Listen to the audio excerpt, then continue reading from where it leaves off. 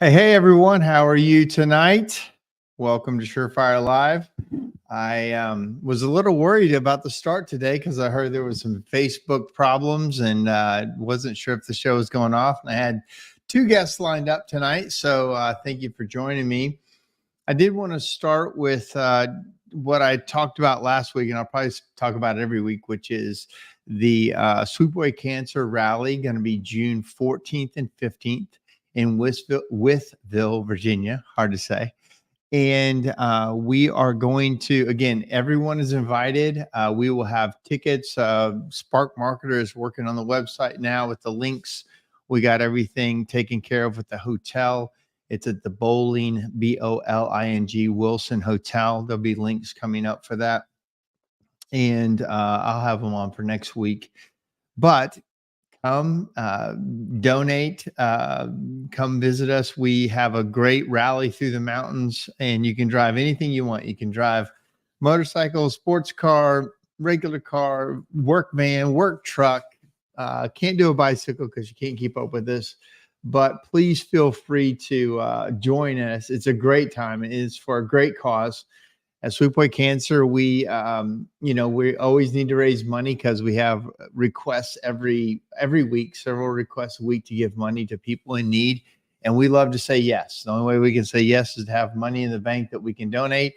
We can give to them as grants. And a lot of you know how Sweep Away Cancer works, but it's basically we raise money and give it straight to the people. We don't give it to research or anything like that. We started to, but then we decided just to give it straight to the people who need checks. And so we write checks to people. They apply for it. We have a board that looks over everything and says, hey, it looks like a good thing. And so we donate the money and we help people directly. 96% of every single dollar we raise goes right to the people. The 4% is like audits and things you have to do for a nonprofit, things we have to spend money on. But in general, everybody's volunteers. Everybody tries to just, do as much as they can. So the rally is my event. As a board member, it's my one big event that I do for us. And so I always want it to be a success. So more to come. Save the date if you can. It's in Withville, Virginia, and a beautiful ride. So, all right. Well, so I've got two guests tonight. I've been talking to Jake Cromwell, but for some reason I lost contact with him right here before the show started. I was going to have him start, and then I was going to bring on my good friend from Sweden, Peter Rolfmark. He is a Swedish chimney master, and he's staying with me at my house. So he's going to show up right here on my side here in just a minute. And I got to know him through being a delegate for the U.S. chimney industry to Europe. Through CSIA, we go to Europe, and Peter is my counterpart in Sweden. He and a friend of Hassa is a friend of ours as well. So I'll tell you what. Let me just come on over here. Just come on. We don't have a fancy studio. He's staying at my house. Here he is. Hey guys. So I'll move over a little bit more. Come on over here. Yeah. All right.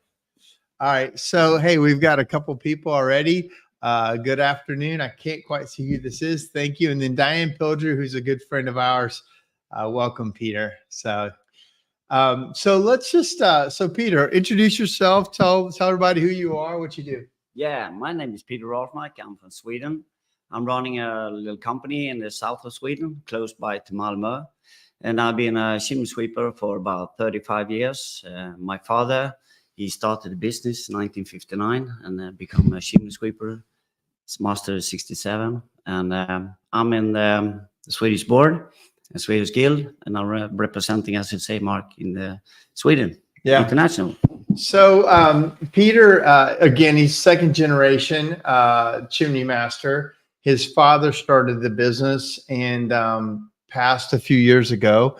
And so they have a very, for me, when I speak to other industries, other countries, most of them are very different than the U.S. But in Sweden, you and I've been talking quite a bit. It's very similar. But tell everybody kind of what does it take to be a chimney master, and what does that mean in Sweden? And then what's your daily business like? Well, to start, you start to be a chimney sweeper as a classic chimney sweeper in Sweden. And in a couple of years, it's possible to get some education. And it's in Stockholm, the Swedish capital. And then it's about it's about 6 months, 3 times. And after that, you become a licensed chimney sweeper. Right. And then you have to work for a couple of years, and then it's possible to get to become a technician. And then you have to go to Stockholm again. And this course is about 1 year. But it's much practical. So it's much practical you do in your hometown. When he says practic, it's doing the actual work. Yeah. It's like a journeyman. You're doing the work, you're taking classes, and then you're doing the work. And somebody is rating you, or somebody is checking the boxes that you're okay? Yeah, there's often the chimney sweeper master, the chimney master, he does it. They have a register they have to follow. Okay. Yeah. So, and after that, you become an engineer. And the only way you can call you a chimney sweeper master, chimney master, is when you get your own district, own town that you run. So how do you get your own district? Sorry?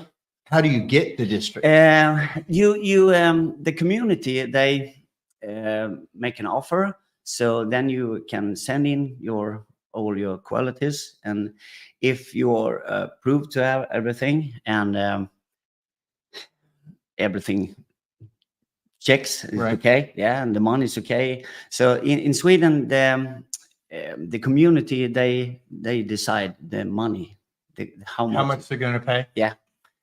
And then it's up to me as a chimney master to fix the people and make everything goes around, it works. So basically, they put out for bid, we're going to pay this much per household, or you have to negotiate the price per house or per hour? They decide price per hour, per house. Okay. Price per house, yeah. And then it's up to me if I can make my employees do more house, but a good quality. Mm-hmm. Then I can make more money. Yeah. So and we are also lots of ventilation job. So right. So tell everybody what that means by ventilation jobs. Well, in Sweden we build ventilation, we clean ventilation, we serve ventilation, we do everything with ventilation. So, and we got some factory is going to build, we make an offer so we can build a ventilation. And in the houses, we make some offers so we can change filters and do the service regular. So, yeah, and we're quite good at that in Sweden. Yeah. The ventilation, yeah. So everyone does it. And then, yeah, it's a good money there. So in this, he also does, so with the ventilation, you clean like restaurants, the vent hoods, you actually take care of like the fan systems and all that as well, right? Yeah, we do everything. Like you said, the hoods in the kitchen, there's 3 times a year, and it's quite messy with lots of grease. Mm-hmm. And so, and yes, we do the fans, we change fans, we do more or less everything. So unlike Germany, and Germany is now more free market, but the people pretty much choose who the chimney master is, although they can choose other companies. In Sweden, can they choose other chimney sweeps, or they don't? You are it? There is a possibility. In 2005, there was a new law that made that we do an even more better inspection of the chimneys. And during the time, they also decided that it's a possibility to choose another chimney sweeper. And then you have to sign a letter to the community, and they have to prove that you can hire another one. You can also, if you go in a course, you can do it by yourself. Mm-hmm. And then you have to have a book that you register and sign everything. And our technician going every third or sixth year and check if everything is okay. And you also have to check the book. Okay. And then you have to register if you clean the pipes once a year or twice a year or whatever. So you have to sign it all the time. Otherwise, you get away from the license. We've got some other quick, says explain ventilation in households. So we'll get to that.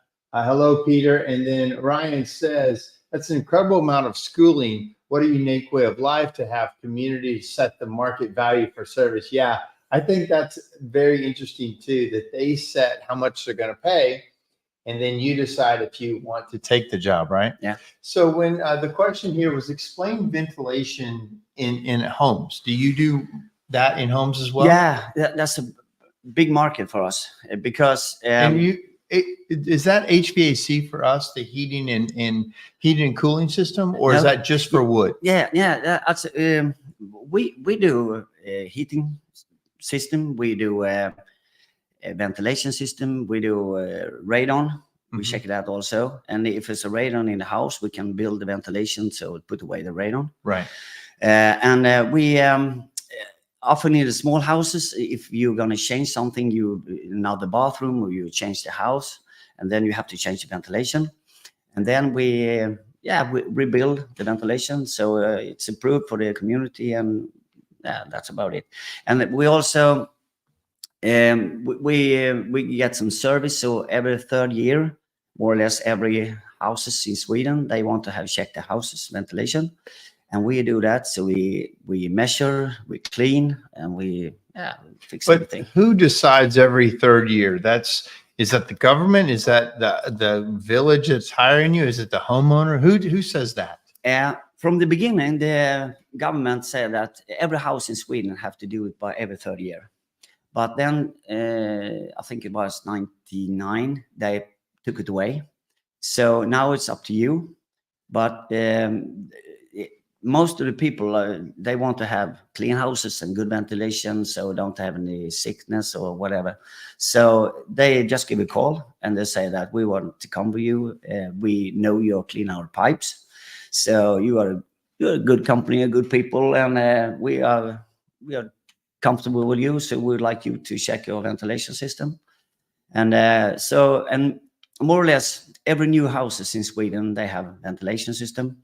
And if it's in a small house, a small community, a small city like I live in, they more or less 100%, they call me because they know that the local chimney sweeper, he knows the houses, the ventilation system is it's comfortable with him. So yeah, we do the check. So here we go. We have some other questions. Okay, Diane says, does all the documentation go to the government, the fire department, like it does in Germany? Like where does all that paperwork go to? I can say, but if public buildings, there's a law in Sweden that they say that you have to do the ventilation inspection every third or 6th year. Okay. Yeah, and that document we have to send to the government, and then the government, they say it's not good or good. If it's not good, we decide when we have to fix it. So if you find a problem, you have to send that to government Yeah. too and say there's an issue? Even if it's improved, we have to send it to government. So every Either document, way, yeah. every It's inspection. inspection. And then what? It'll say there's something wrong. Yeah, it depends. If something wrong, so often when we have where we are on a mall or a factory or something like that, and we do the inspections, and there's something wrong, we send it to the owner or the one who have Hired you? Yeah, and then they say, okay, this is not good. I want to have a clean ventilation, or I want you to fix this, or can you fix this? Yeah, all right. And I gave him an offer, and then he said, all right, we take it, or no, it's too expensive, I don't want to do it. Otherwise, always we send it to the government, and then the government say, okay, you have 1 week, 1 month, or 3 months to fix it, and then they have to fix it. Otherwise, they get a fine. Okay. Yeah. So a couple more questions. So you use spin rods to clean mostly 4-inch vents? Like when you're doing ventilation, I think the question is how are you cleaning them? What tools? It depends. Sometimes we have a wire with a brush on. Right. I think you have also. We do. Some pressure and some pressure? high pressure in a what do you call it? High pressure. Is it in? Is it in a ball that Yeah. spins? Yeah. And pressure comes Yeah. out of it. Yeah. Yeah, we call it a skipper ball Okay, or skipper something ball, like. yeah. And in factories and malls like that, we have to have that. Right. So, and so you run it through there, and it goes around and Yeah. blows it back out Yeah. toward you, Yeah. or forward. yeah, Yeah. that's right. I think that probably answers your question on how they clean those. And then do you have brushes too Yeah. with really Yeah. big vents? Yeah. Let's see. Ryan says house as a pressure system, not to be taught. Must be well taught as subject in Sweden. So he's saying that house pressures. Now in the U.S. it's not new, but our houses aren't probably as efficient as they are in Sweden as far as how being airtight. Yeah. So when you're using, say, a wood stove or some other type of system, is part of your job to make sure the house has enough makeup air Yeah. to use it. So Yeah. can you explain how you do that? It depends, but when we inspect the fireplace, we also do a lot of measurement close to that. So if there's enough air into the house, and we're gonna measure that, and we have told the owner you have to make some more air in for that. So to measure it is, we call that like a blower door test. How do you test the house if it has enough air? Yeah, when we make a fire, and then we measure during the fire. Oh, really? Yeah, and then we measure put different places, outside, inside the fireplace, in the chimney, and yeah. So it's also, if you have this is only the technician who can do that. So they have the experience for it. So you have to work like 7, 8, 9, 10 years before you can do this. Really? Yeah. What type of equipment are you using to measure it? We have lots of different equipment, but Wöhler is yeah. We call it Wöhler. Wöhler, okay, yeah. Wöhler. It's Swedish or German, I don't know. Yeah, German. Wöhler, and yeah, it's some Swedish measurement also that we use. So yeah, it's easy and it's good. Well, it's easy for you. Yeah. Because you've been at 35. Yeah. Almost 40 years. Yeah. Kirby Ragnar says, "Hey guys, hey Kirby, good Hello. to see you. Going to be seeing you soon." Question: the windows have sliders to let fresh air in, right? So, is it to that point? Let's say the house needs more air. You determine that it's not getting enough air. What do you do? We give them some different alternative. Some is to make a hole in the wall. Yeah, and or in the windows. Mm-hmm. And so I think that's what they're saying here. Yeah. Does the windows have a way to let air upside in? or down under the windows? Right. Not the window itself. It have to be in the wood frame. Yeah, the frame. Yeah. Really? Yeah. So talk about how it's changed for you in Sweden. About like, for instance, when I used to, when we swept chimneys when I started in the 80s. I mean, that was all we did. Tons of chimney sweeping, and we were dirty every day, and chimneys were very dirty. And now, when we sweep chimneys, we're not that dirty. The chimneys aren't as dirty. And it used to be 85 to 90% of my income came from sweeping chimneys. And now sweeping chimneys is only 7% of my income. How has that changed for you in Sweden over your time frame? Yeah, when I began 89, 90, there was, like you said, it was more or less 100% of kitchen and classic chimney sweeping, and we also have some ventilation. We have it for many years. During the 60s, we started a little bit, and the market for the ventilation has been bigger and bigger and bigger. And in the 90s, when the oil boiler started to disappear more and more, and they put in some fireplaces, and we clean fireplaces, local fireplaces, like the small one you have in the living room, about once a year or every second year. The boiler we cleaned about 3 times a year, so it's a lot of work.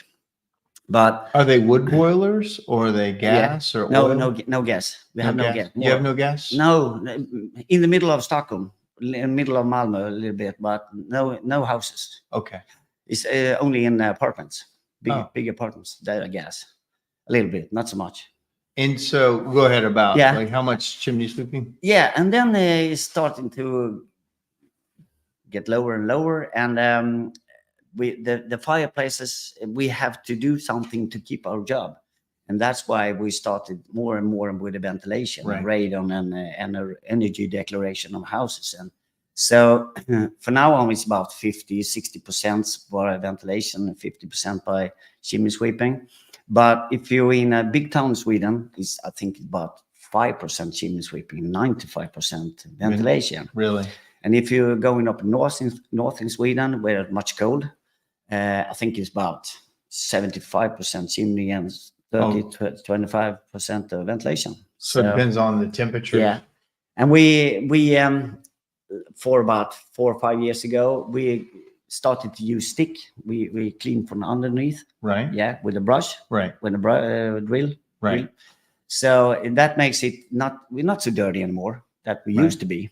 So you used to clean from the top down. Yeah. So do we. And then it changed to the bottom up. Yeah. Do you run camera? Like we run, our main thing is to run a camera up the chimney. Yeah. Is it the same with you? Yeah, every day. Every day? Yeah. Like every chimney? Yeah, no, only the chimneys that technician inspection. Okay. So the ordinary chimney doesn't do it. Okay. If he suspects something bad, wrong, then he does it. So for us, let's just say we run a camera up the chimney and we find a problem. We find a crack, we find a hole, we find problems.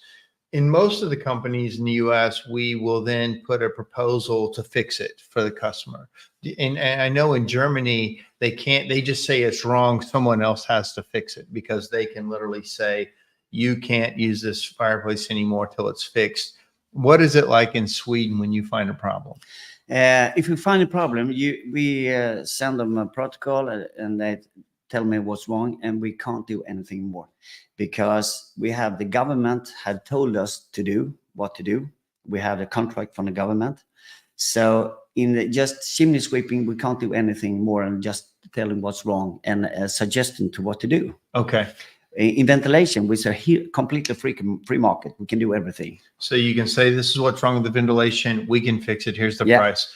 So on chimney sweeping, so it's very interesting for us because if we couldn't fix chimneys, we really wouldn't have much of a business. Most of these companies that have multiple trucks. Now for you, I think you have 10, 15 employees or so. And, but with the government telling you, you have to do it that with just chimney sweeping alone. So what happens when you find a problem? Who does the work? There's often some carpenter or some other people, and there's also special companies in Sweden that doesn't do anything, just fix the chimneys. So you refer them to another company that no, I can't do that. You can't refer. No, I can't do that. I have to be neutral. Okay. Yeah, because if I do that, then I may have some profit for. Right. So no, not allowed. So like for us, the fire departments, if your house catches on fire and there's a problem, the fire department is not supposed to say, okay, call ash busters to fix your chimney. They just say they have to be neutral too, because they're a government. Now I'm not saying they all do, but I know when we've talked to fire departments, when they've found a problem, they can't recommend any certain company. So for you, how do people book you? Do they call you? Is it online? Like, is it every year at a certain time? Yeah. When this system we have now started about during the war, World War II, and in that system it means like we do it like from house to house. Right. So you're doing a neighborhood. In my neighborhood, you would just, I'm going to be in your neighborhood on this day. Yeah, and so from the beginning there was every house had a fireplace, and then now it's on a road or street maybe 10 or 15% have a have a fireplace. So we have the system from the beginning. So we know that in this area, this is about this 100 or 200 fireplaces, and we start in that road, first number, and then we send out letters to each of them. And if they want to change time, they go into a computer and you can book your own time. Oh, really? Yeah. So, but isn't it's for that a free. problem? Like if you're doing it, you have 200 to do, and then somebody doesn't, and you have to jump around. Is that a problem?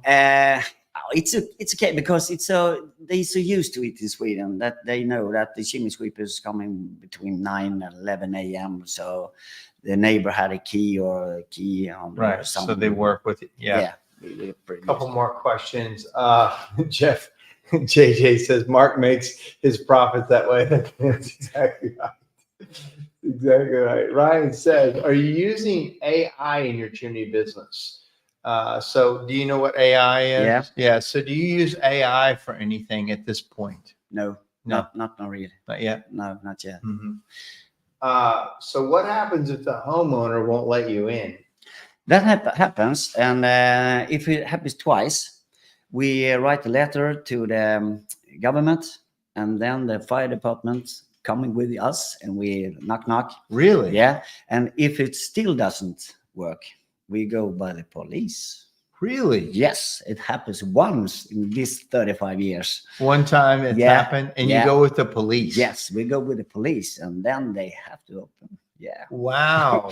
That's fascinating. Okay. Well, it's not so often once in 35 Yeah. So then tens of thousands of Swedes, one person.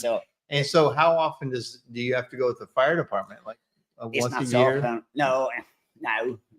It's the one we got problem with is often the restaurants. Oh. Yeah. And they change owners. Okay. All the time because some can't pay the money to someone, and then they changes, and then we come and they say no owner. So really, but it's not so often. It's like 2-3 times a year, maybe. I can tell you, in the U.S., we'd have to be going with the police a lot more often. I mean, we can barely get people that they call us, and they still don't. We show up, and they're not there. Breaking up. So JJ says, when I was in Croatia visiting Marin, I'm not sure how to say his last name, his friend's cell was ringing every 12 seconds as he worked in Croatia. Which my son, so he's on the list he's the main chimney sweep over there. Let's see. So Yvette says, good evening, gentlemen. You know Yvette? Yeah, good evening. What? Says Ryan, they learned so much about homes in Europe, more than just running a brush. That's true. Yeah. All right, so here we go. What's your favorite hockey team? Oh, and Nashville Predators. Nashville Predators, baby. And Frölunda in Sweden. Yeah. And so we have a few Swedish hockey players. We have Peter Forsberg. We have who else? Who's the other? Gustav Nyqvist. Yeah, Nyqvist. Yeah. And then we had several Swedish. In fact, that's what his shirt says. I don't know if you can see it. Let me get rid of that part. So Tennis Sweden. So that was a Nashville Predators demo, shirt that they did because we had so many Swedish players. So, and then the other night we went to a game, and he got me the Swedish national team's jersey. I wore it, and I got him a Predators jersey, and they both say Chimney Sweeper 1 on it. Yvette, no, not the Preds. Of course the Preds. She's from Canada. Yeah. In the SHL. What's SHL? Yeah, this is Swedish NHL. Swedish Hockey League, right. Frölunda. Yeah. Nice. So please, more questions like this. It was so funny. We were talking before the thing, and he said, do you think that when you listen to me talk, do I sound like the Swedish chef on the Muppets?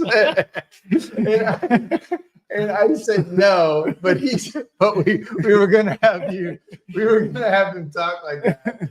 And then I was going to act like I understood it. So go ahead with this little Swedish. You said yes? Yes. Yeah, of course. Really? Yes, of course. Really? So anyway, we don't think he sounds like that. I hope so not. So Peter's a good dancer. Oh, Peter is the good dancer.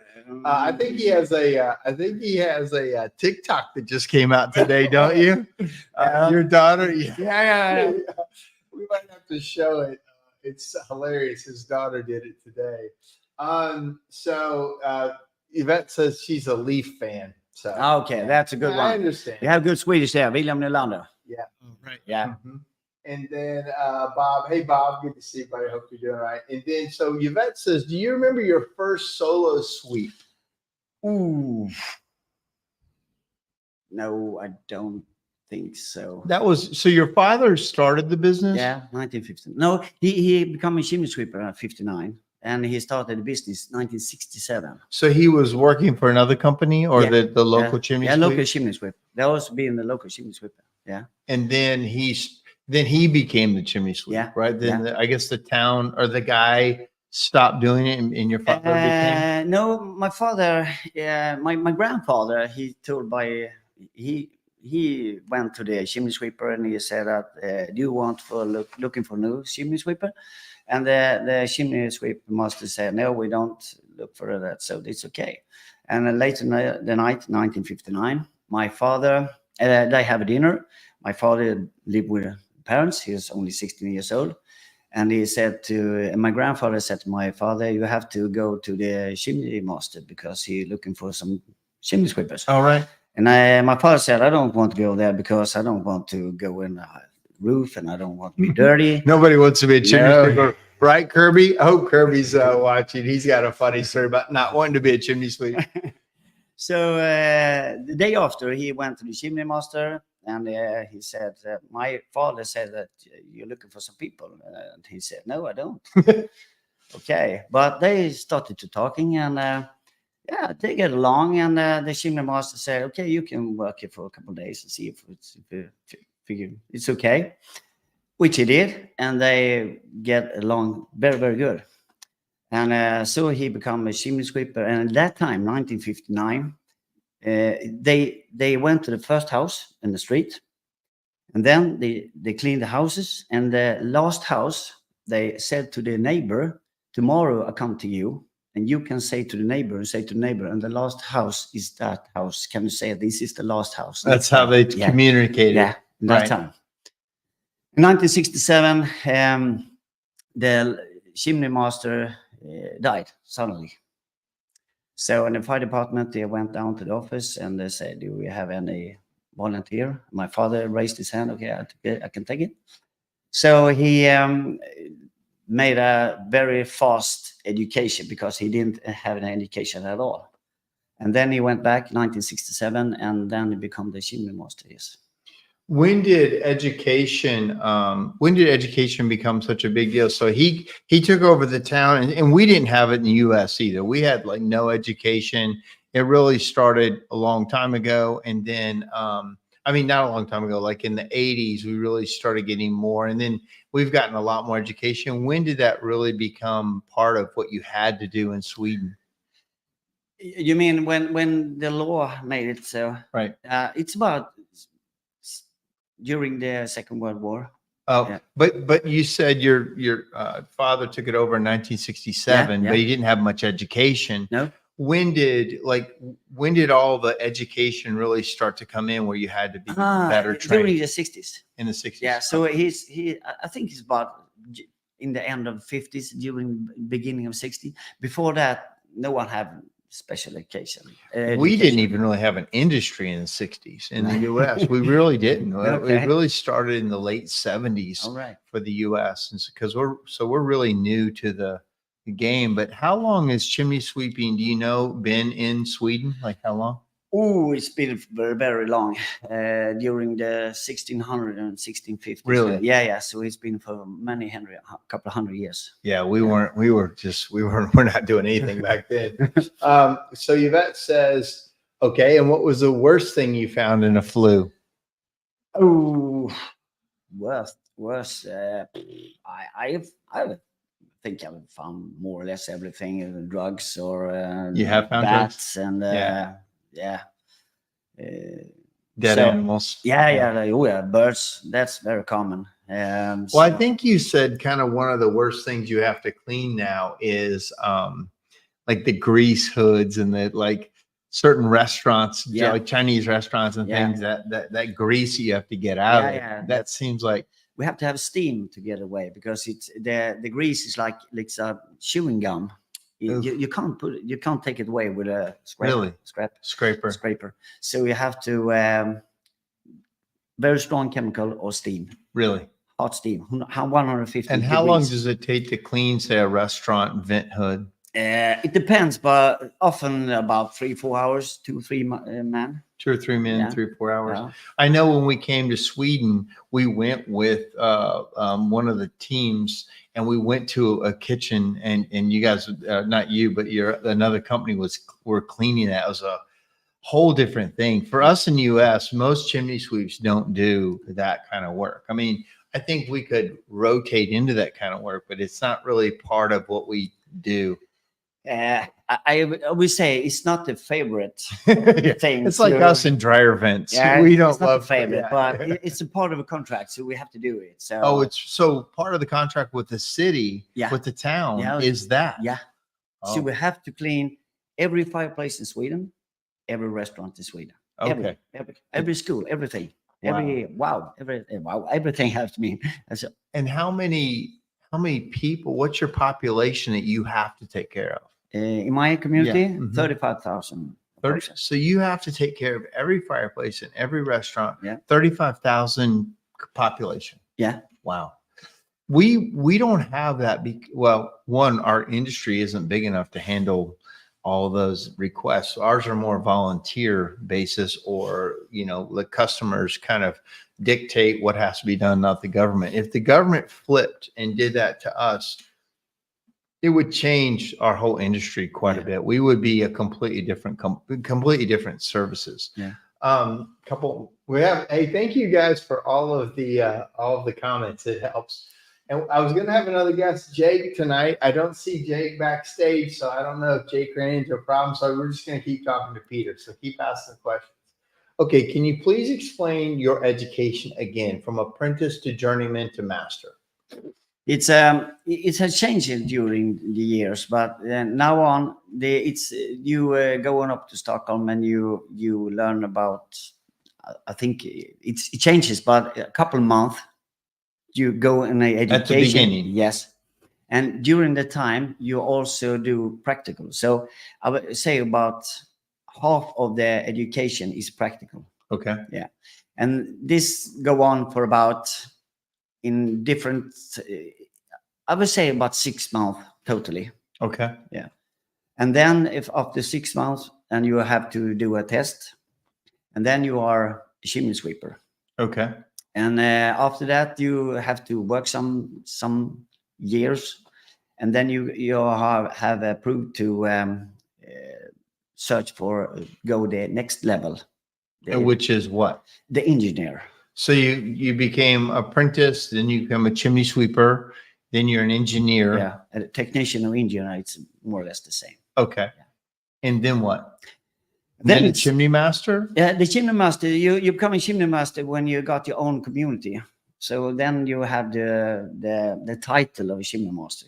So let's just say, and JJ, don't pick on me on this. Let's just say I wanted to come into your area and try to take your job from you. Yeah. I want to be the chimney sweep in your town. I know that's impossible, but let's just say, what would be the process like? When the town gives it to you for 3 or 6 years, right? And then it comes up, does somebody else get to bid on it, or how does that work? Or if you didn't do a good job, now it's up. Yeah. If I don't do a good job, I will go out. They put away me pretty fast. So I have to, every year I have to send them numbers and let everything, how many employees, the education, how many cars, how many fireplaces. When you say cars, that's what we call them, trucks. Trucks, so yeah. Basically. Yeah. So how many works in the office, and how many, how many mail, which time we answer the mail. Really? Yeah, so much. So, but everyone does it. So we have a program for it. So it's not so difficult now on. They have used to be difficult before. We have to print out paper. and Yeah. some paper. So now it's okay. And you have this contract for about 3, 4, 5, 6 years, and after that is going out for a new offering, and then you can go and if you want to try to bid against Yeah, you, or they put a price. So I'm not bidding. I'm just saying, pick me, and you say pick me, and the town does that. Yeah. So yes, you have to prove everything. You have to have the license. You have to be a chimney master or a chimney engineer. You have to have trucks. You have to have education. You have to have everything. Right. So if you have that, and then you make an offer, you say this is what it costs to clean the fireplace. And then the community, they look about the prices and everything, and the quality. And in my case, my father has been there like 67, so I think it's about 57 years. You own that town. I own the town. You own it. Yeah, there's nobody going to win, but not have even you. Not even me. No, I get that. Have you ever been challenged? Has somebody ever tried to take your area? Once, but I am in Swedish board, so but that's not the case. Because if they know that we have been there so long, Right. so why should the community change something who has working for so many years? Yeah. So I don't bother doing it because they run it. Yeah. It's good. It's running, and they won't. Do you have to keep your prices the same for 6 years?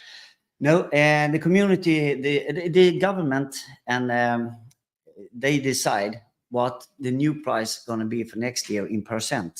Oh, okay. So it depends. So the same percent in Malmö, Gothenburg, Sweden, so, or everywhere. It doesn't matter. So my price goes up by 2.3%, whatever, and also Malmö and Gothenburg. So yeah, nice. Yeah. I see Jake is backstage now, so I've got a few more questions, and Jake, I'll bring you on in just a minute. So here we go, Mark. Okay, so let me go back up here. So we also use Steam to do restaurant codes. Chinese restaurants are the worst. Ryan says, so sad we have so little in the way of hands-on training. Look forward to our first hands-on event expo in Moncton, New Brunswick in June. First in a long time. Big changes coming in Canada. Nice. Yvette says Ryan will be great in Moncton, I believe. Moncton. Yvette says, Mark, take care of Ryan when he goes to Florida. Be his first time there. Warned him about you. Yeah, I think the warning needs to be coming about you, Yvette, and your tequila. And actually, Jake, who's my next guest, was part of that debauchery that we had at the New York Guild, and he still got a lot of money. Not still a lot of money. He goaded me into spending a lot of money, I should say. Yvette says, Peter, I know we're not supposed to really talk about prices, but what do you usually get paid pursuant to our own? Like, can you talk about, like, it seemed like when we talked about prices, they were pretty, I can do. It's offensive. Everyone knows it. Right. So what's the question? Like, how much do you charge for chimney sweeping? For chimney sweeping, I charge $55. $55 per chimney sweep, right? Yeah. And so, and like, I think that was similar in Germany. And you're just going, and how long does how many do you do in a day per truck? About 12, 13. Right. Yeah. Okay. And they're $55 plus tax. Okay. Yeah. Right. And then it says, cheater. I know we're not supposed to talk about prices, but I think she meant Peter. So we already said that. Okay. Ryan says, I'm so intimidated and excited to be surrounded by legends. Oh, God. Legends, that means you're old. And Jake, he's a legend coming on here, too. He's got the gray beards. John says, do you want to expand into other districts? And I know you have before. Yeah. What's that like? 2009, just when before my father died, I have an opportunity to take another district. It was twice as big as mine. And then during the time, we were about 25, 26 people. But I have the contract for 12 years. And then we decided, me and my wife, that we're going to... You mean your wife decided? Yeah. We're gonna calm down a little bit. Yeah. I had some other companies She's also. wanting to slow down. Peter would never slow down. He would go faster and faster. He's full of energy all the time. So does he want to expand? Yes. Does the family unit want to expand? No. Do you think she heard that? Yeah, she's listening right now. She's in the other room on an iPad listening. So she's probably hopefully smiling. Yeah. A couple more questions, and I got to bring on my next guest. Yvette says, Peter, I know we're not really so. Oh, I think I kept coming back up. So here's Yvette. No more tequila. Yeah. Yeah. No voice to text, had to do. Oh, I see. It happened over and over when she's doing voice to text. Okay. So then she did hear it. So that's your wife saying it. I'll tell Annette if she did hear it. So, well, man, thank you so much for being my guest, and you've been wonderful. He actually goes to the Bahamas tomorrow. So they are heading out and going to continue. They came to the U.S. He loves music. He couldn't wait to come to Music City. And so we did the music thing. And then he actually went to Graceland yesterday. Yeah. And then today we went around and we toured some of my businesses and got to see kind of what we do here. And he heads to the Bahamas tomorrow. And then John Colger says, see you in Prague, Czech Republic. Yeah, we do there this year. All right, buddy. Well, thank you so very much. Thank you for being on the show. I appreciate it. Yeah, so nice. And thank you for you and Terry and the hospitality in Nashville. I love it. Yeah. I'm going to be adopted. Okay. I told him we would adopt him, but I would have to put him to work. I did have him helping me wash my car the other day. So, well, thank you. Thank you very much. All right, thank you. Have a good night. Bye-bye, everybody. All right. Thank you so much. I'm not used to having guests in here, so we'll reset the stage. Oh, and then we got a last comment, Peter. It says, you did great. Yvette says she wished she was there with us. So, yeah, you'd be super fun here, Yvette. We're going to have you on the show sometime. All right. So with that being said, I hope you guys enjoyed Peter from Sweden, and he's been a super great guy. Let's bring on Mr. Jake Cromwell. Hey, Jake. Hey, guys. How's everyone doing? How are you doing? What's that? Hi, Mark. How are you? I'm good. How are you tonight? Good, man. Sorry, did I mess up our time or something? I'm not sure what happened, but what? It's probably me. That's probably me. I'll just take it. Well, it's all good. Hey, so let me turn my volume up just a little bit. Welcome, man. How are you doing? Real well, man. How are you? Good. How's the chimney business? And you're in Arkansas, right? So how's that going? Weird, man. It's every year I say the same thing. It was weirder than the last year. My favorite thing about the chimney business is there's always business, but you never can tell how it's going to shake out. Like it's always so interesting at the end of the year and the beginning of the new year. It seems like, let's just say we were slow. It seems like, let's just say you were slow. It's going to come at some point. You just don't know when it's going to come. It seems like it still comes in waves. It's going to come no matter what. Do you find it to be the same way for you guys? Yeah, actually, after about 10 or 12 years of being in business for myself, I've been dealing with like really intense anxiety year after year about that cash flow issue, like big times, slow times, or whatever. Absolutely. It would eat my lunch on some days and weeks.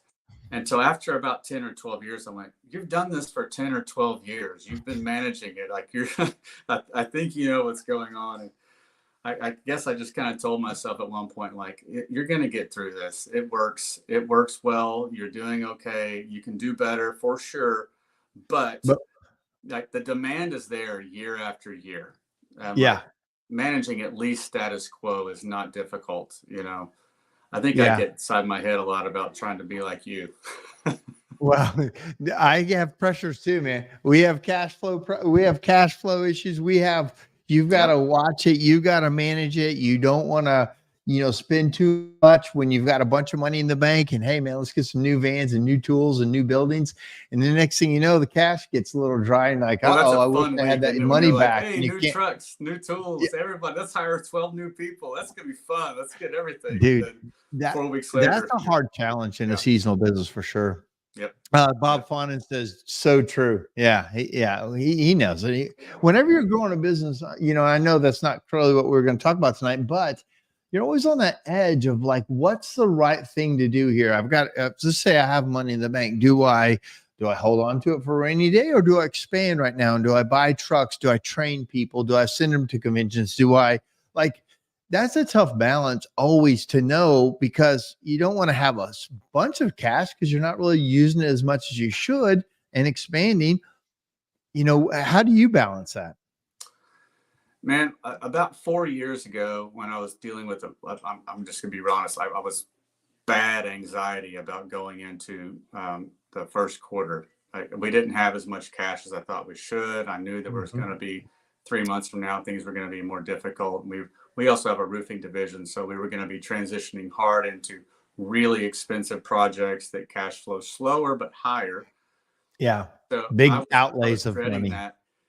And I went to my team and I said, I want to go away from that, and as much as we can, and ask, like, can we get 10 $50,000 projects over the year that we don't build into our regular workflow and our regular budget, and we don't build into anything. I just want 10 $50,000 projects so we could start to look at something like a $50,000 to $100,000 cash surplus at the end of the year, so that it would be easier. And just so people know, it's about $1.7 million business that I have. It's not like you. a lot of my good friends that have like 10x that, but that was a big number for me, and I wanted to see That's that a good number year in surplus. And so that actually was a really attainable goal just by putting it on the marker board. And so I like that. We all had friends in our market that had opportunities for us for commercial projects, for large roofing projects, or weird projects, some large custom fireplaces and stuff. And there's a lot of customers that would talk about wanting to get it done, and they would kind of call us and get budget numbers and then kind of let it go. And we decided to just press on them really hard and say, now's the time. Let's do it this year. We want to set time for you in quarter 1 or quarter 2 before we get into chimney season, and you're asking for it in October. And that really worked. That's good. I like that. Yeah. That's a good strategy. Another thing that really worked is I started really leaning on my relationships through my networks. I had some sort of established networks, more formal things, without disclosing exactly what they are. But like I leaned into them hard and said, guys, we want your business. Like local things, local networks. Yeah, got you. Right. And I've been in my neighborhood for a long, long time, so I have a big network. And so I just leaned into it hard and said, I want your business. We want it at this time. And this is why, because we're a seasonal business and we'd like to offset this. And we'd like to give you the benefit of our time and maybe some cheaper prices. And people bit hard. Yeah. And so being very proactive. We've had the benefit of that. That's really helped us. Now, we started that 3 years ago. It took a year to get that going, but I like that. A couple comments. We find it comes in different times during the year lately since pre-COVID. Sometimes we're swamped in March, and sometimes we don't get busy till April. Strange times. I think, I don't totally know when it's going to happen either. Like, we had a record February, but we weren't anticipating a record February. But it was like, this year's been really freaky for us. And having a glut of funds in the bank is different depending if you're a sole proprietor or a corporation type business. Yeah. Yep. Ryan says, man, this topic is the dirt people don't often discuss. I describe it as consistently being waterboarded. Consistently being waterboarded. Yes. So I'll jump in here real quick. Yeah. I don't want to be too sexist here, but most of the guys in our industry, most of the people in our industry are guys, right? And so I see this all the time when I've met with customers, clients, I've consulted, I've helped implement programs or whatever. Almost always there's this guy who is just filled with anxiety. Like, he cannot handle the pressure, but he's out there just hammering away work every day. And the wife is filled with anxiety, just typing out proposals, typing out like reports. She's entering data. She's categorizing expenses. All they see is the front bleeding edge of the business constantly. Guys are quitting. Guys are complaining. Their teams are too small. Their customers are complaining. The schedule's weird. The weather's weird. And it's just this constant stream of like this is our whole livelihood, our whole life, always on the edge. And at some point, like I was saying, like 10 years ago, not 10 years ago, just a few years ago, I decided I don't think that's really worth that much energy of worrying. Like it tends to work itself out. And if you just pay attention, you tend to find solutions. And that's given me so much peace. It was actually about the time I got remarried. Like my wife has been tremendous for me. Like she's given me a tremendous amount of peace about like just being able to let life be what it is. Dude, and if you're a real entrepreneur, like you kind of do live life on the bleeding edge, right? Dude, you're hitting on some things. Ryan says, great ideas for previously. And then Yvette says, do you have a camera in my office? Oh, yeah. And then Bob, I do not want a camera in your office, Yvette. I promise. That's the last place I want a camera. It's just the truth, man. You're speaking exactly that pressure that it feels like. And I think it's helpful to know that other people go through that. I mean, and I think you really hit it on at the end. Your partner is such a big deal in how you handle this. It's pretty much everything. It's pretty much everything. It's the one person that you come home to. They see all your pain, all your anxiety. They see all the pressure. They see your successes. They see your smiles. And they actually have the real barometer for how successful you are. You need somebody to be in your corner, right? You know, I mean, you're out there fighting the battle. You don't need to come home to another battle, you know, and we're not giving, advice here on that, but I can tell you right now, my wife is a big part of, she keeps it calm and she keeps it, and she's a big part of you need a team that really works together. Now, Yvette says, you are so correct, Jake.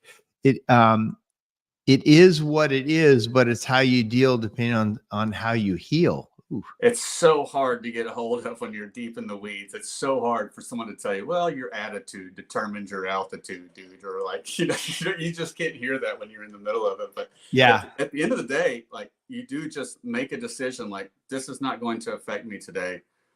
I'm going to get through till 5 o'clock.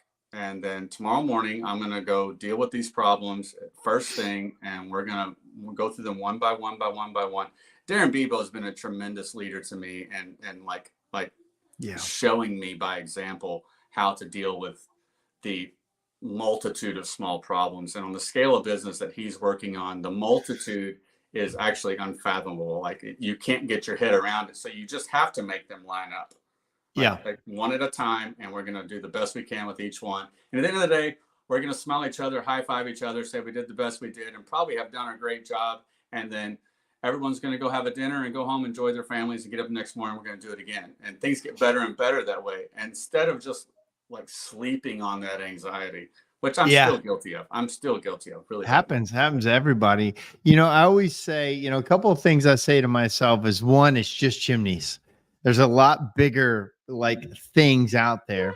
I always just say it's just chimneys. Now that's easy. That's an easy cop out. But at the end of the day, like it is a chimney. It's not like brain surgery or saving the world or wars or, a lot of these other really nasty things.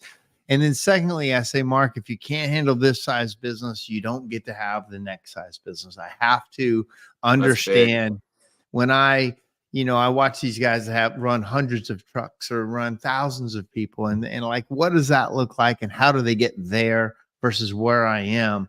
And so I have to tell myself to understand that it is probably as much pressure as I can handle. So how do I change the pressure or get rid of some of the pressure or change my thought process on that?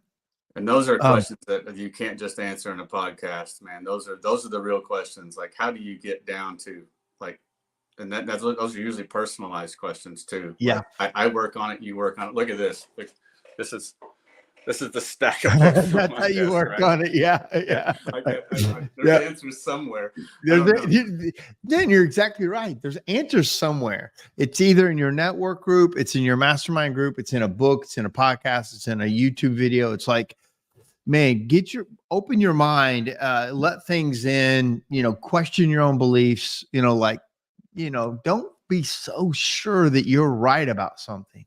This segues perfectly into what you and I want to talk about, right? Yeah, like sure. we're going to talk about the NCSG show, and the thing that really prompted me like this week to really push on this conversation was there was a post on Facebook this week. I want to say Jason Avery. Yeah, Jason Avery posted it. Thanks, Jason, about the importance of the NCSG show and the value you can get from it.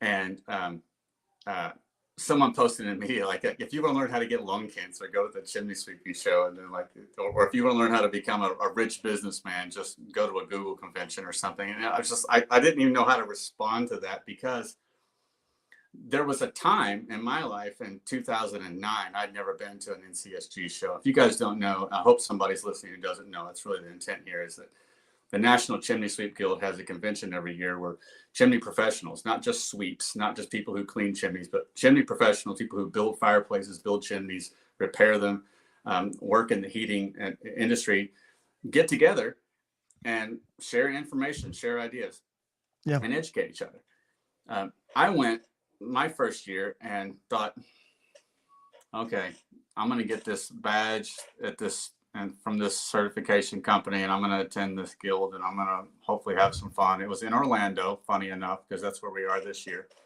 Mm-hmm. And I'll get to hang out in Orlando and probably go swimming, maybe go to the beach if I'm lucky, and it'll be fun. And one of the first meetings I went to was yours, actually, Mark, ironically enough. I know it sounds like we made this up, but it's not. I think one of the first meetings I went to was your Don't Call a Roofer. Oh, leaky chimney. That campaign you and John kind of designed, which was like leaking chimney, don't call a roofer, something like that. Yeah, that's right. And I listened to that because we were a roofing company, right? Oh, God. This is stinging. But it's so true, because I had been saying it for years to customers. The worst thing to ever happen to a chimney was a roofer, right? And it's just, sorry, because they just really don't understand that it's not a normal penetration in a roof. It requires very particular considerations. And then I also learned what I didn't know. You started describing all these products and services that I thought I understood, and I didn't, and how to do them in a way. And to give John his credit, John explained it as well. Right. John Meredith. Yep. He explained all of these products and services and how they work as a system together, and that you could put a comprehensive repair product together that would be something that would keep you from having to keep going back out there. So that was the first eye opener. And then I go out in the hallway and I see actually I was in the elevator.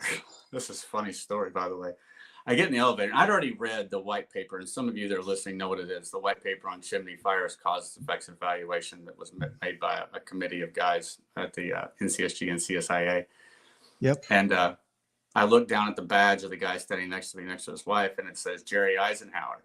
And I go, oh, hey, this must be your first convention. I'm Jake Cromwell. And he looked at me like, you, what? Like, he was so angry. He was so upset that Who's this guy? Yeah, exactly. Who is this guy? And then I apologized to me and I said, no, that's funny. I've read your book. I think it's fantastic. It's helped me in my career or whatever. And since then, I can call him just like you at 9:30 p.m. at night and say, man, I'm in crisis. Like, I don't know what to do here. I don't know how to fix this. I have a financial problem. I have a technical problem. I have a training problem. Can you help me get through this? And it's like, yeah. First of all, you're screwed. Like, you've done all the wrong things that we've been saying not to do for 30 years or 40 years now. Why haven't you been listening to us? Because we're pretty much repeating a lot of the same information in new and colorful ways every year. And then there's new stuff, and you don't know any of it. Yeah. So I was getting these messages, and then I think it was probably by the time we got to Branson in like 2014, 13, whatever that was, that I realized the real value were the friends I was making. So I made friends with guys that I guarantee you, if I called right now and said, hey, man, I'm borderline bankrupt. I've lost all my employees, or I had a fatality on a job. Like I'm in a crisis. I need help. They would get in their vans and drive to my house that day.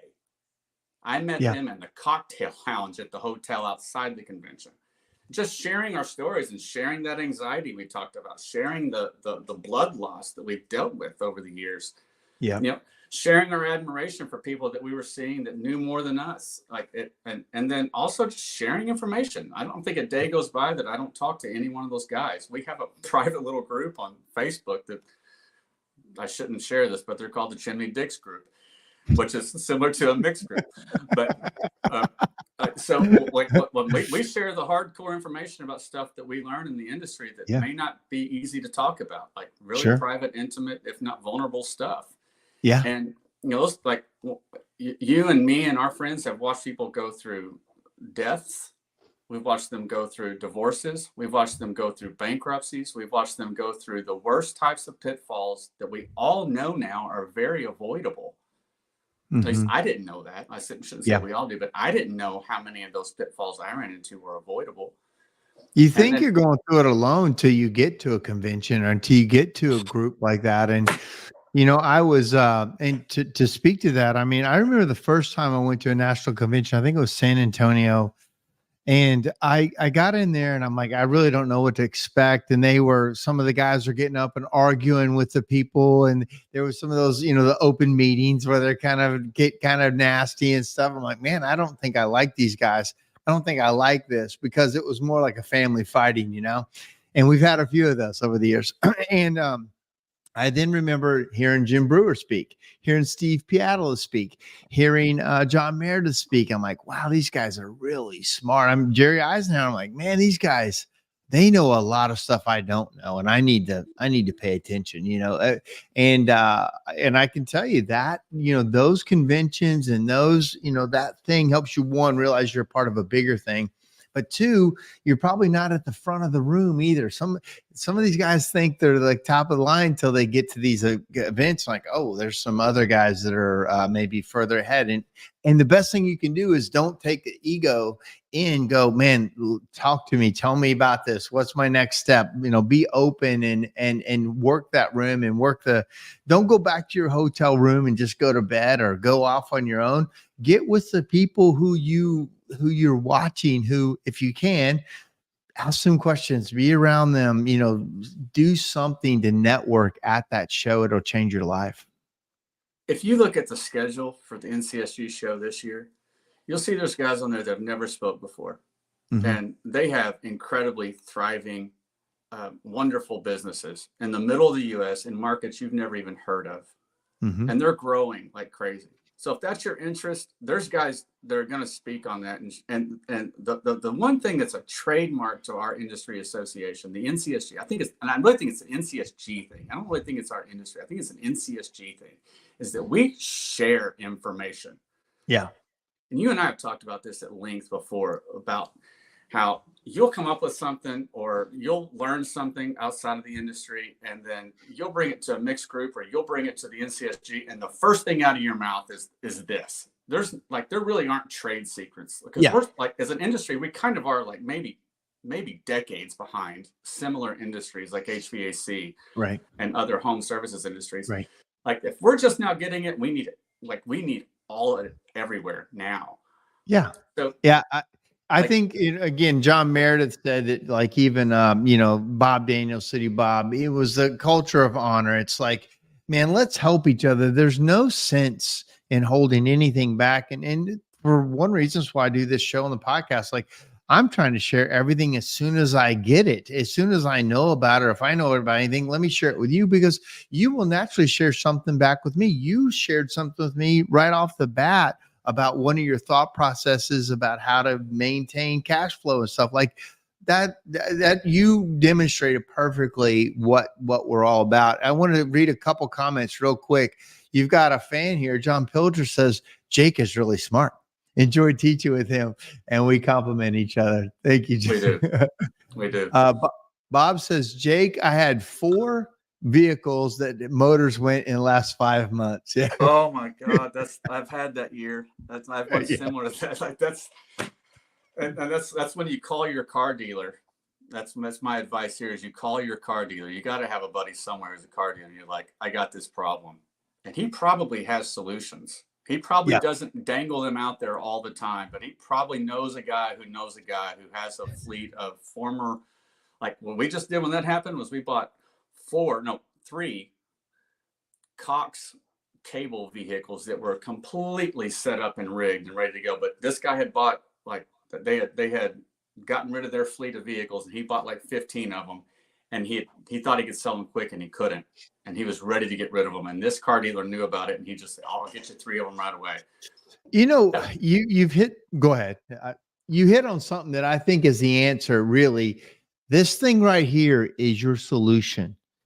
Like, reach out. Don't take it all internally. Reach out to somebody in the industry. Reach out to a fellow guild member or another person in the industry. That reach out to your car dealer. Reach out to people. This thing. I would not have this podcast, or any connections that I have had. I would not have some of my best friends in the whole world if it wasn't for the NCSG. And that's just because of that dadgum show. You show up, you share, and whatever. Yeah. And the thing I was going to add to this is it's not just business development and business sense and tricks for being an entrepreneur. And we were born to be tradesmen or whatever, or musicians, or athletes. We thought we were going to be something else. We end up here, and we end up as a tradesman. And now suddenly we have to be entrepreneurs, and we're reinventing a career. It seems like every year. There's also just incredible technical information. There's going to be a class there by Dale Febb. If you open up NFPA 211, basically our Bible for how things are supposed to be done for fireplaces and chimneys, at the very, I think it's the first page, at the very top, it will say Dale Febb. And I think it's because, I don't know what the title is, but he's probably the chairman of the committee. Yeah, and I'm then not you'll see sure Jim his role in Brewer. it. Yeah. And then Dale you'll and see Jim. a list of names that are people that are professionals in our industry, and they're Randy giving Brooks. classes on technical issues. So and especially with regard to that example I gave earlier of the guy on Facebook who was like, yeah, if you want to learn to get lung cancer, go be a chimney sweep. Otherwise, you can go be rich and have a lucrative career being a chimney repairman. And it was like, we all wanted to chime in and say, well, we kind of are chimney repairmen, and we're kind of doing it the way you're supposed to do it, because we know we're doing it right, because we're paying attention to these people who are teaching these classes at these conferences, and also through SureFire, through NCSG, through CSIA, through NFI, through all of these channels of education that are all of them should be exploited by every person in our industry to extreme. I don't see how I could do my job, honestly, without all of them. I really don't. And if it's funny. If I didn't know they were there, I could probably forgive myself for just doing it my way. But knowing that they're there, knowing that there's a book, knowing that there's a mentor, knowing that there's a Jerry Eisenhower or a Dale Febb or a Jim Brewer or a Mark Stoner I can call, and I don't call them, or I don't go to Orlando on an Allegiant flight for $99 and hang out for 3 days. Like I really don't have too many good excuses. Yeah, you're totally right. A couple quick things here. You make a list, work through it with care and strategy. You get to control your life and your projects and learn to shut down when you're at home. It's just work. Let your family heal you in the off times. Love that, Yvette. Thank you. Sometimes she says some smart things.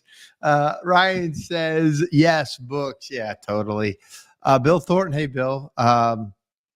If you're going to Florida in a few weeks, I'll have a few extra fishing poles. That helps me. Nice, Bill. Yvette says, but you're so right. The only way to get out of your box is to have someone read the instructions, which are usually written on the outside of the box. Find a mentor. Yeah. That's so good. Ask if anybody's going to the Kennedy Space Center. Yvette says there's no time. Here's Bart. Here's Yvette says, because we are not only business friends, but we're creating a family. And that has been true. I mean, I've always felt that in our industry. And even sometimes when the family fights, and we talked about that a bit, there's everybody that's in it really cares. Like, we might not agree, and that's okay too, about how you get there. I think it's really important not to agree. Like, we need controversy. We need dissidence. For sure. Yeah, that's not the worst thing at all. And also, but everybody involved in the leadership and everything really does care. I mean, for sure they care and they feel like this is the right thing or that's the right thing, and they can disagree. And sometimes that looks ugly, but it's okay. It actually, it's for the right reasons. I think I've always thought that, and that's part of, what we're talking about. A couple more things. Bart says, although there might be a lot of rogues in this industry, most are willing to help. That's correct. True. Yvette says, and some of the best gems of knowledge are not even gained at seminars. They're gained at the bar, gained over lunch, gained in the hallways. You got to talk to people outside of the seminars and put their brains and get getting their jammies.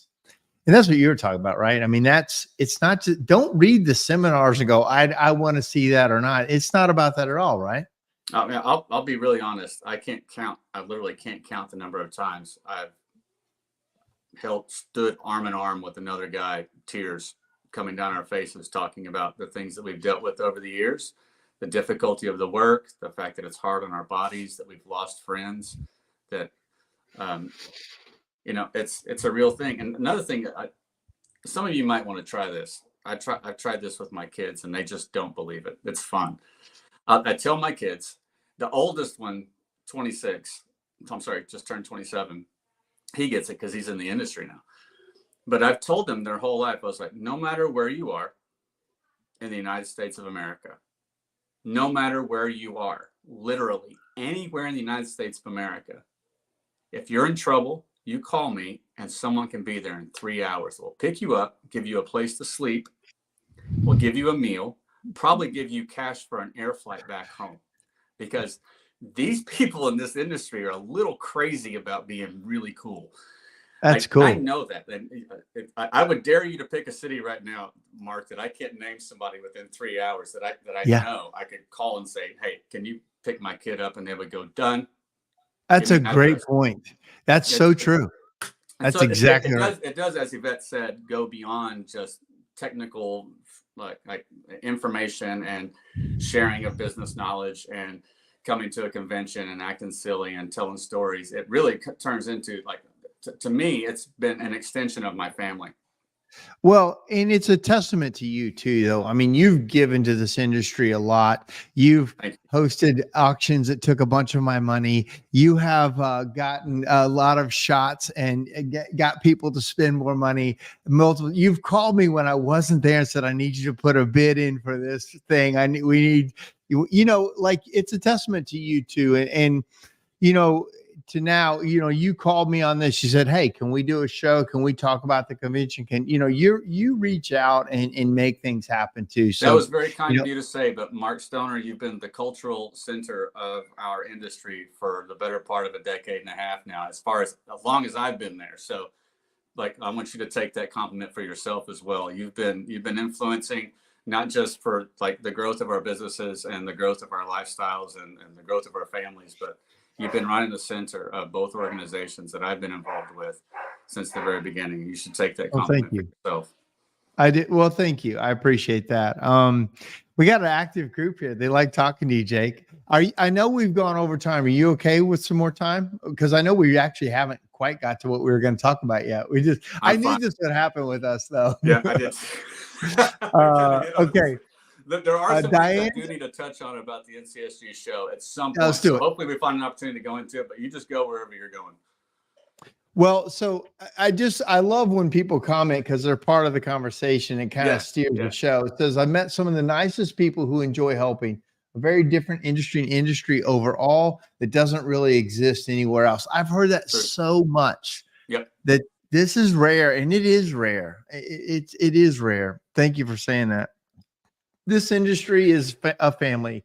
Most of my best friends are in this industry. Some same for my children. Yeah, that's true. Yvette says, amen on that, Jake. Sweeps got your back. She says, Jake taking your money was helped by your friend Tequila. That was an epic moment. It was so fun. It was a good strategy.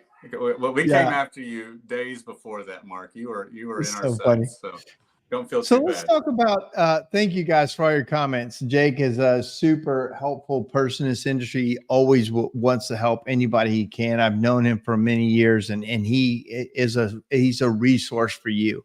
So let's talk about the NCSG convention. Let's talk about the dates, what it is, how do people get registered, what it's about. So the 23rd through the 27th, if I'm not wrong. Please don't quote me on that. Everyone go to NCSG and look it up, because I have a terrible name. NCSG.org is a website. That's correct. Let's just look real I quick think to it's make 23 through 27. sure. No, I've got 19. I've got 19, Tuesday the 19th through the 23rd. This is why I need Hope Stevenson with me all the time, because I can just say things and she can correct me and fact check me constantly. Okay, hang on a second. Yeah, I'm just going to 19 go through with what 24. you say, because you seem like you're looking down at your phone. So I'm going to. Yeah, I am. And then Ryan also, he's coming 19 through 24. Yeah. You'll be a week late, Jake. Yeah, that's not unheard of. 19th is a board of directors meeting. Got it. So what do you do for the NCSG currently? I'm on the board of directors. They've asked me to chair their marketing committee. So primarily we handle our communication efforts, which I think some people would think was pretty poor right now. I've not done the greatest job, but we have tried to pick up some slack from a lot of changes over the past 3 or 4 years. Sure. So NCSG is in a lot of ways a brand new organization, even though we've been around for over 40 years. It's an organization that is primarily focused on chimney professionals, making sure that they have the resources that they need. And I wish there were people more qualified than me to talk about this, because there's 1,000 of them out there that I wish could answer these questions. But what we're focused on right now is finding a lane for the NCSG that isn't duplicating the efforts of other industry organizations. Sure. But it's really easy. Not easy. Actually, it is easy. You can go on SureFire. You can go to CSIA. You can go to NFI. You can go to NCSG, and you can get a chimney education of sorts. You can get a certification. You can take some classes. There's ways of doing that. And what we learned, and I got to give credit to Bob Ferrari for this, because as we hired him as our executive director, he just took the bit and ran. And now, is Bob the executive director or a director of education? Director of education. I'm sorry. Did I say that wrong? Okay. Because you have another ED. We do. We have an executive director, Kayla Schmidt, I believe is the last name. Yeah. Okay. So what Bob has determined, and I completely 100% agree with him, and I'll admit it took me a minute to get on board with him. We had a lot of questions for this when he brought it up, that our resources should be committed towards developing a VR platform for training. And all of us were kind of like, man, I learned on a roof. I learned on a ladder. I learned in a truck. I learned with a scaffold. I learned, with brushes and rods and soot in the air. There's no substitute for that. And there truly isn't. But if you're going to stand in front of Mark Stoner or Jim Brewer or Jake Leffler or someone standing in front of you telling you how to do something, is it not much more engaging if you have a headset on that has that thing in front of you? And if you've ever spent any time in VR, you understand it's a whole different level of engagement. Very immersive. It took some convincing for us. We had to actually talk to the developers who showed us how well this works in other industries. That you can immerse somebody in an environment and they can feel the consequences of their mistakes, whether you're slipping and falling, whether you're falling off a ladder, whether you're holding a tool and not holding a safety device. If you don't apply the safety device to the tool before you do it, you get a big red flag that pops up. And those are very sticky, memorable experiences. I didn't realize how effective it was until I started looking at it. And Bob and I went down to Dallas and tried it out with these guys. So we have this agency called From the Future who's been doing VR development for games and doing game designing and program designs for a very long time. And to be honest, it blew my mind to go down there and see what they can do with very little time and money. Also knowing that and we all know this now, we hear about it, we read about it, but it's not really in our face yet, is the impact of AI. This is something I think we all have, like I said, sort of an understanding of, but can you imagine how cool it's going to be when you put on a VR headset in your pajamas and you're sitting in your living room and you have an AI chimney guy standing in front of you, and he's got a top hat on, and he's got the old traditional garb on, and you say, hey, is it required to have a chimney cap on a masonry chimney? And he goes, no, I can't find a single reference in the IRC or the NFPA 211 where it's required. There's suggestions for about the size of the spark arrestor and the openings in the spark arrestor, but I don't see any requirement for it. Instead of waiting 3 weeks over a Facebook group, or 20 years ago, we would go on the Chimneys L group and you would post a question and get 80 responses, none of which were accurate, if not all the way accurate. It's just really effective that you can feed this information to an AI, and it may not be 100% reliable. I don't think it ever will be, but it at least puts you in the right direction pretty quick. And on very technical and very specific questions, it can be extremely accurate. Yeah. And so you can have that resource. Then you can have a model of, say, a Class A chimney system in front of you, and you can see all of the components and how they interact with each other, and you can assemble them, disassemble them, pull them apart, look inside of them. You can zoom in and out and around a typical masonry chimney, and then eventually we'll have a whole city. Currently, we're developing our chimney inspection platform, which we'll be debuting at the trade show. You'll be able to put it on and try it. If you come to the trade show, you can put it on and try it. And we'll have, hopefully, I need to not say this probably, but I'm going to go ahead and do it. I think we have a ladder training program in development, and we have our chimney inspection training program in development, half a dozen others. After the year, I would think that we would have something more like 40 different platforms or different programs for you to jump into and train on. And the idea is that you pay a small subscription fee for the access to the program, and then you buy a headset, and you can get this training, you can get CEUs, and you can get some competency without having to leave your home, without having to drive to St. Louis, or without having to fly to Orlando, or whatever burden might be standing in your way. And you can still pursue your degree. You can still pursue your accreditation. Yeah. So it's, to me, this is, and everyone that I've spoken to in the technology industry says that this is really smart for you guys, because all the other industries are going to be about 10 years behind you. They're going to wait for someone else to figure it out, and then they're going to buy it for 50 times more. Yeah. They're going to buy. And another great opportunity is NCSG will be able to license a lot of these products, a lot of these things to other industries. Right. And then we can also solicit our vendors. We can call, National Chimney. We can call Duravent. We can call Snaplock. We can call Perkins. We can call all these people and say, can you spend a little money and help us develop your products in VR so we can see how all these things work together and assemble it. And so you can conceivably put a new technician in a VR headset in his living room and get him what would be the equivalent of maybe, I don't know, a year's worth of going to events or having events come to you. I know you just had one come to you, a training event. I'm sure that wasn't cheap or wasn't easy, or it lost tons of productivity on it. But if you could have had all those same guys sitting in their living room with a VR headset before they go to that, it makes things stick a whole lot more. I know it's a lot of words. I totally agree. Yeah.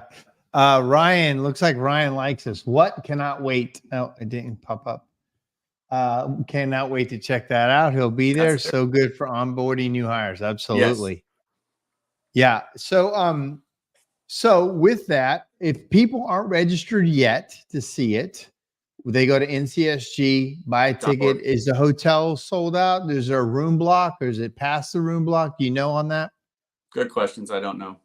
Yeah. I would have to ask. I got my hotel not too long ago, and it was at the Wyndham, I believe. Yes. And there was still availability. When people get there, it looks like the board of directors meeting on Tuesday, so it starts Wednesday. There's a trade show. Lots of vendors. I think that's one of the coolest things about it. Well, the trade show is always the funnest thing. Yeah. And then I think you have a banquet on Friday night. Is that right? That's correct. And there's also, I think there's a party on Wednesday night as well, but I'm not sure if that's NCSG or not. But anyway, I don't have the agenda in front of me. Otherwise, I only have one screen. I'm sorry. Well, so let me put this up. What if people want to get a hold of you? Let me find this banner. What's your email? How can people get a hold of you if they want to? Jake at Tophat, TOPHAT, chimneyandroofing.com. Oh, no, did you get my email? Because I don't think I sent it to all that. Top Hat Chimney and Roofing. .com. So let me put this up. Scroll across the bottom. Add banner. Are you show this? Oh, it's scrolling. I didn't mean to scroll it. Not a ticker. I don't know if I can stop that. It's going to keep That looks scrolling. right. That's Okay. right. All right. So that's how they reach out and talk to you. And you're going to have a demo of this new technology.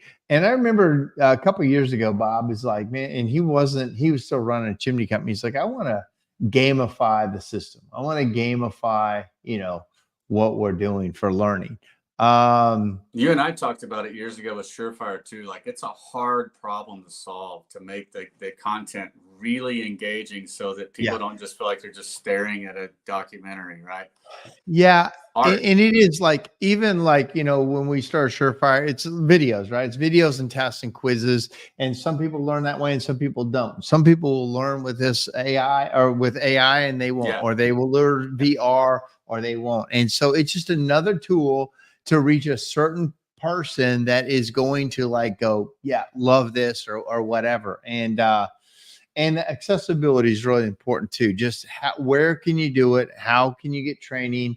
Safe environment's a big deal too. Let's see here. Group rate at the Wyndham. Will that take place of the CNTA?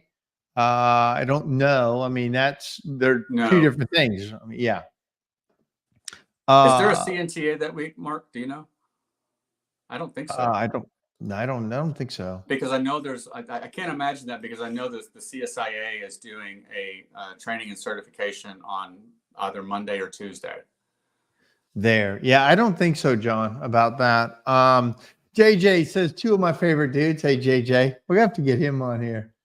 Oh, wait. So what John's asking is, would a VR training program take the place of the CNTA? No. Oh, I see what you're saying. The answer to that is no. And to me, that's like saying, would VR take the place of hands-on training or in-person instruction? No. I think both are useful. And like Mark said, people learn different ways. Yeah. I have one kid. I have 7 kids, if you guys know that. One kid, you can tell them verbatim exactly. Hold on, you have 7 kids? E, F, G, and she will go do A, B, C, D, E, F, G, exactly like you said it. The other one, I can say it 40 times and he won't get it. But if I show him one time, he's like, oh, I kind of get it. And then if he does it with me one time, he'll do it forever that way. Yeah. And so it just takes everybody and every type of training. And to me, this is really important. And I probably shouldn't quote this because this was in probably privileged communication, but there was a time when Bob and I were talking. He was like, if we're not going to do this, then you guys got to tell me what the hell to do. Right. Like this is the way. This is the way forward. This is the lane that's unexplored. This is the avenue that no one's really exploited yet. And when we really thought about it, it was like, yeah, this makes perfect sense. Like, no one is doing this, and there's still people uneducated. There's still people unattracted to education. There's still people who are never going to come to the trade show, which I still think is the most attractive thing about the NCSG. But there's still people never going to come that could still get the benefit of having a virtual seminar with Mark Stoner or Bob or Steve Scally or someone who knows stuff that they don't want to drive all the way to Vermont. They don't want to drive all the way to Nashville. They don't want to go to a trade show, but they could sit in their living room and listen to you talk all night. Yeah. I think all those things hit people differently. And like you said, finances, accessibility, all that's good. All these things can help. And they again, they drive the industry forward.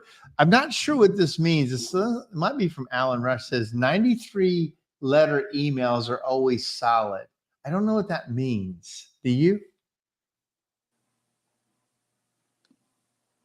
I mean, it kind of sounds like one of those marketing communication rules, like keep your emails short and they're very effective. So maybe right. training should be 93 letters or less, and then you'll retain it. I don't know which Alan that was. It doesn't sound like Yeah. I anyone didn't know if it was Alan Rush or not, but it says no Wednesday party. Go out and enjoy Orlando. So Thanks, Bill. Bill is he's on the board as well. He knows exactly what he's talking about. And I'm not sure what this means. Jake Cromwell, a top hat, chimney, and roofing and other stuff, 52.com. There's so much other stuff too. I need that email.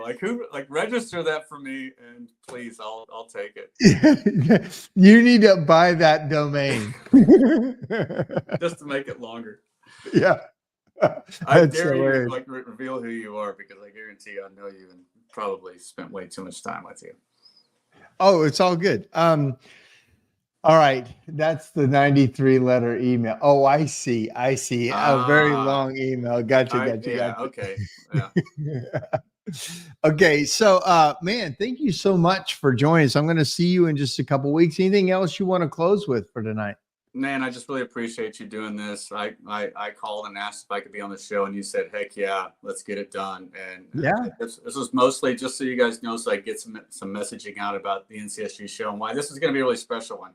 The theme for this is going into the future, and we have so many technological advances like looming around us in general, but we're bringing those to the trade show.